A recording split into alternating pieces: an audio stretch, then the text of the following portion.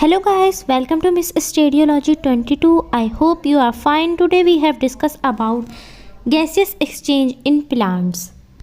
Plants have no organ or system for the gaseous exchange with the environment. Every cell of the plant body exchanges gases with the environment by its form. The leaf and young stem have stomata in their epidermis.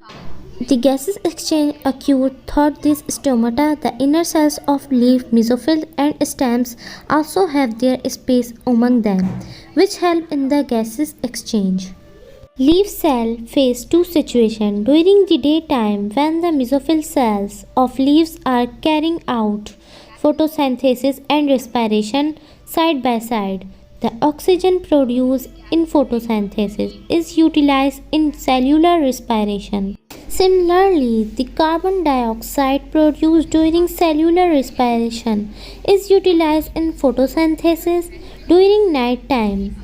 When there is no photosynthesis occurring, the leaf cells get oxygen from the environment and release carbon dioxide through stomata.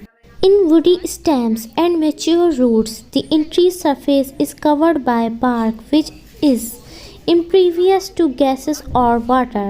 There are keratin pores in the layer of bark. These are called the lenticles. The lenticles allow air to pass through them. Gases diffuse in and out of the general surface of the young roots.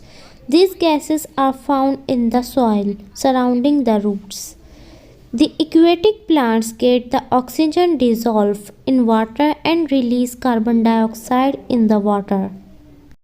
Thanks for watching this video. You like this video? Then thumbs up and subscribe to Miss Stadiology 22 and press bell icon. Thank you.